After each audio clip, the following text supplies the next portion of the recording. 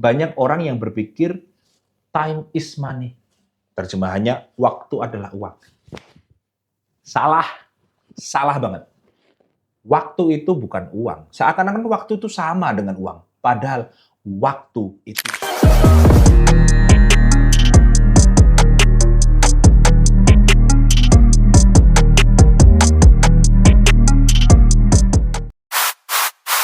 Kok bisa ya ada orang yang nulis artikel ataupun buku setahun tuh sampai puluhan. Ada juga orang bisa nyiptain lagu, konser berpuluh-puluh kali setahun gitu. Artis-artis besar, mereka sukses. Tapi kan rajin banget gitu, kok bisa tiap itu? Kok bisa setiap tahun tuh mereka menghasilkan begitu banyak karya dan konser? Kemudian ada juga nih di kehidupan kita sehari-hari. Lihat teman kita gitu, bisa closing sales puluhan klien tiap bulan. Berarti kan seminggu dia bisa visit ataupun call klien itu bisa ratusan loh per bulan. Sedangkan kita, ya termasuk saya dulu gitu ya, kenapa kok nyelesain satu pekerjaan aja terbengkalai, kemudian kok nggak habis-habis, malah frustasi, sehingga secara total satu bulan atau satu tahun malah kelihatan tidak produktif sama sekali. Aduh, ini adalah masalah time management. Dan jika Anda seperti saya dulu dan pengen memperbaikinya, ini bisa dipelajari yaitu dengan belajar time management di episode 3 dari Planet Soft Skills YouTube channel. Bagaimana caranya agar pekerjaan tidak terbengkalai gara-gara time management yang buruk. Oke ya? Jadi yang pertama kita seperti biasa, karena saya seorang ilmuwan, ya, jadi kita lihat dulu penelitian-penelitian yang berhubungan dengan time management. Ingat, time management itu dikaitkan dengan karir sukses, jadi karir lebih sukses, hidup yang lebih produktif, dan juga kualitas hidup yang lebih baik. Ini berhubungan dengan job performance, berhubungan dengan academic achievement, berhubungan dengan well-being atau kesejahteraan kita secara umum sebagai manusia.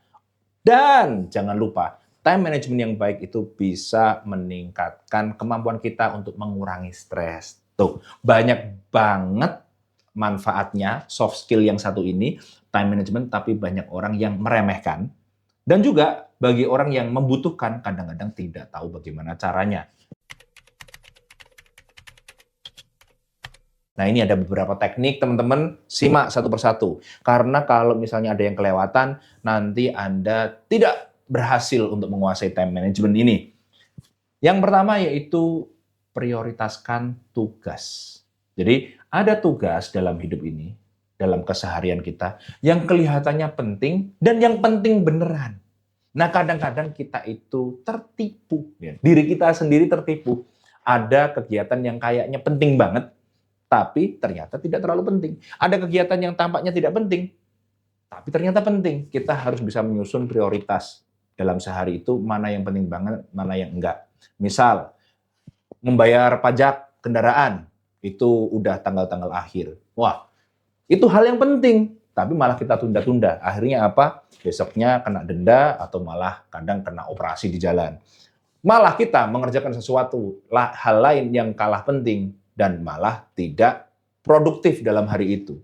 Setiap hari kita harus membuat checklist, ya, to-do list apa-apa yang harus kita kerjakan, buat prioritas yang sangat tinggi apa aja di atas, kemudian prioritas yang sedang dan prioritas yang minimal bisa kita tunda atau kita bisa kerjakan terakhir hari itu. Itulah teknik yang pertama. Teknik yang kedua yaitu buat time blocking. Nah, satu hari ada 24 jam. Kita blok 8 jam untuk tidur. Setelah bangun, 1 jam untuk ibadah, olahraga pagi, atau untuk meditasi, silakan. Kemudian jam berikutnya, ini masukkan semua time blocking ini supaya 24 jam kita itu efektif. Yang dimasukkan nggak cuma kerjaan-kerjaan. Kerjaan ini pun harus di breakdown. 1 jam pertama membuat report, 1 jam kedua membuat sales call, jam ketiga membuat video atau konten, jam selanjutnya. Nah, ini harus urut. Saya pun punya time blocking seperti ini. Dan sekarang enaknya kan ada Google Calendar, ya kan, ada Notion.so. Nah, ini bisa dimasukkan ke situ. Yang dimasukkan nggak cuma kerjaan, tapi juga misalnya jam 7 sampai jam 8 malam untuk biliar atau bersama teman nongkrong. Masukkan semua sehingga hidup lebih efektif. Orang-orang hebat tadi yang saya sebutkan di awal, dia juga punya 24 jam. Kita juga punya 24 jam. Tapi kenapa mereka bisa lebih efektif? Karena mereka punya time block yang bagus. Sedangkan kita tidak membuat blok. Time kita itu seperti asap yang mengepul di mana-mana. Ah, ngerjain yang ini, ngerjain yang itu. Tidak ditata dengan baik. Sehingga kita selalu kelelahan, kita selalu stres, dan tidak mendapatkan hasil yang maksimal. Itu teknik yang kedua, namanya adalah time blocking. Yang ketiga, kalau Anda merasa tidak punya waktu, aduh sibuk, aduh nggak bisa ini, aduh nggak bisa itu, maka tidak akan pernah ada waktu. Kalau Anda pengen punya waktu, ciptakan waktu. Contoh sederhana adalah ketika saya itu dulu nggak pernah ronda, nggak pernah kumpulan RT karena merasa terlalu sibuk tidak ada waktu. Sekarang diciptakan waktu, pakai time block tadi. Setiap ada jadwal ronda, masukkan ke dalam blok itu dan kita harus berangkat. Misalnya ada kerjaan, kewajiban untuk administrasi dosen, misalnya ngisi sister nih, bagaimana kita memasukkan tugas-tugas kita di situ. Kalau ditunda-tunda nggak bakalan selesai, tapi kita harus meluangkan waktu, menciptakan waktu. Dan setelah selesai, maka stres kita berkurang. Ingat, kalau kita punya suatu pekerjaan yang kita masukkan dalam jadwal, dan itu nggak selesai-selesai, dan kita tunda-tunda terus, itu akan meningkatkan stres kita. Tapi kabar baiknya, kalau kita sudah punya jadwal, misalnya ada 10 kegiatan, yang selesai 7, yang 7 itu sudah cukup untuk membuat kita bahagia. Sayangnya kalau kita tidak punya time block ini, tidak menciptakan waktu untuk menyelesaikan sesuatu, kita akan semakin stres. Dan yang keempat, ini paling penting, yaitu menguasai keahlian khusus yang akan mempersingkat waktu. Nah, apa maksudnya? Kok mempersingkat waktu? Gini, anggap saja saya seorang konten kreator nih, lagi bikin konten nih. Dulu saya pertama kali mengerjakan konten itu nggak bisa sekali take. Nggak bisa ngomong terus kayak gini. Setiap kalimat itu harus di-cut. Kemudian kalimat lagi di-cut. Akhirnya satu konten 5 menit itu bisa syuting 2 jam. Nah sekarang ini bisa semi 1 kali take. Ya paling salah-salah dikit diedit. Itu karena keahlian yang sudah mumpuni lah, anggap aja ya. Jadi saya buat konten misalnya, nggak usah di studio ya. Misalnya di jalan lagi ada inspirasi, membuat konten tinggal ambil kamera, kemudian posisi selfie, ngonten, jadi edit sedikit, upload. Itu sekarang. Tapi dulunya nggak seperti itu. Dan saya buktikan kepada murid-murid saya yang sekarang saya ajari untuk konten, itu mereka bisa take untuk satu video pendek, 1 menit itu take-nya bisa, ada yang 20 kali, ada yang 30 kali. Ada yang 50 kali. Tapi artinya karena keahliannya belum mumpuni. Nanti suatu saat ketika keahlian ini mumpuni, maka waktunya bisa dipersingkat. Saya sekarang kalau diminta untuk nambal ban, mungkin juga 2 jam, 3 jam belum bisa selesai. Ataupun di jam keempat nanti bannya yang bocor bisa saya tambal, tapi nanti sebentar lagi juga akan pecah karena tidak benar cara nambalnya. Tapi kalau kita datang ke tukang tambal ban, langsung set, mungkin 5 menit, 10 menit, karena keahliannya digunakan untuk menyingkat waktu. Wastafel saya rusak, saya coba untuk perbaiki sendiri. Berjam-jam. Rusak malah wastafelnya lebih parah daripada sebelumnya. Tukang wastafel datang, ya, kemudian dia selesaikan dalam waktu 5 menit, 10 menit, ya bayarnya agak lumayan mahal, tapi waktunya menjadi dipersingkat. Artinya apa? Pelajari sesuatu dan wajar jika awalnya itu mengambil waktu yang sangat banyak dalam hidup Anda, tapi lama-lama dia akan mengerucut, menyempit, dan Anda akan sangat menikmati itu. Penulis yang saya tadi ceritakan, itu sudah menguasai kemampuan yang mumpuni sehingga ketika ngetik sambil cerita, sambil membayangkan itu dapat berhalaman-halaman dalam beberapa jam. Nah, kita kadang beberapa jam cuma dapat 1 halaman karena masih awal, kemampuannya belum mumpuni. Nanti kalau udah mumpuni, waktunya menjadi lebih singkat. Oke? Dan teknik yang kelima ini sebenarnya adalah teknik untuk mindset. Penting banget. Banyak orang yang berpikir time is money. Terjemahannya, waktu adalah uang. Salah. Salah banget.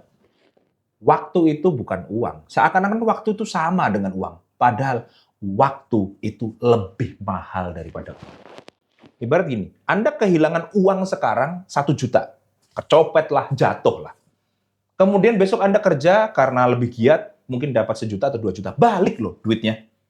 Anda mungkin kehilangan bisnis sekarang, rugi miliaran, puluhan miliar mungkin. Anda kerja keras dengan cara yang sudah lebih bagus, karena kursus, karena belajar dengan bisnismen yang lebih bagus, balik loh uangnya, malah lebih.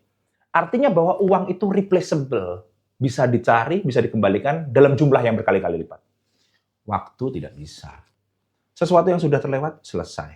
Ketika anak Anda kecil, Anda tidak terlalu memperhatikan, kemudian anak Anda gede, mau diulangi, nggak bisa. Masa muda Anda gunakan untuk leha-leha, foya-foya, main Mobile Legends.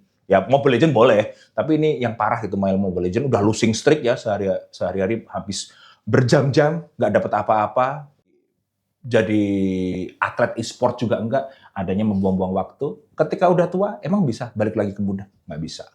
Jadi, pahami bahwa kalau Anda harus mengelola uang, padahal Anda tahu uang itu berharga. Nah, waktu ini jauh lebih berharga. Karena waktu lebih mahal dari uang. Time is more expensive than money. Ingat itu dari Coach Hendy ya. Oke ya. Dan bagaimana cara belajar soft skill yang lain? Kita udah belajar time management nih sehari ini. Kemarin kita udah belajar bagaimana cara active listening ya. Besok kita akan belajar banyak hal dan ini gratis loh. Tinggal gini caranya, subscribe di Planet Soft Skill ini. Dan kirimkan ke teman-teman yang mungkin perlu juga, karena siapa tahu Anda sebel juga, ada teman yang suka ngaret, ya kan? Kirimin soal video ini. Akan ada video baru setiap hari Senin, Rabu, dan Jumat, pukul 19.00. Semuanya tentang soft skill. Kalau teman-teman memang lagi ada ide untuk apa soft skill lain yang perlu dibahas oleh saya, silahkan komen di sini. Sampai jumpa di Planet Soft Skill episode mendatang. Bye-bye.